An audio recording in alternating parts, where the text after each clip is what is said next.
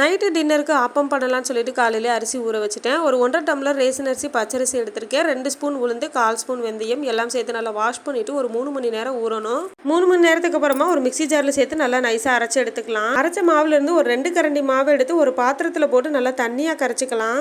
அடுப்பில் ஒரு பேன் வச்சு கரைச்சி வச்ச மாவு அதில் ஊற்றிட்டு சிம்மில் வச்சுட்டு கெட்டியாகிற வரைக்கும் கிண்டிக்கலாம். இந்த பதத்துக்கு வரும்போது அடுப்பு ஆஃப் பண்ணிட்டு சூட ஆற விட்டுறலாம். ஒரு மிக்ஸி ஜாரில் ஒரு முடி தேங்காய் எடுத்து கட் பண்ணி சேர்த்துட்டு வதக்கி வச்ச மாவு கொஞ்சமாக சூடான சாதம் சேர்த்துட்டு தண்ணி சேர்த்து நைஸாக அரைச்சிக்கலாம். எல்லாத்தையுமே ஒரு பாத்திரத்தில் கொட்டிட்டு கொஞ்சமாக உப்பு சேர்த்து நல்லா கரைச்சி வச்சிடலாம். இது ஒரு 7லேருந்து 8 மணி நேரம் புளிக்கணும். நைட்டு ஒரு 7 மணியை போல தான் கிச்சனுக்குள்ளே வந்ததுமே மீதம் இருந்த அரை முடி தேங்காயை கூடவே ஒரு ஏலக்காய் சேர்த்துட்டு நல்லா பால் எடுத்துட்டேன்.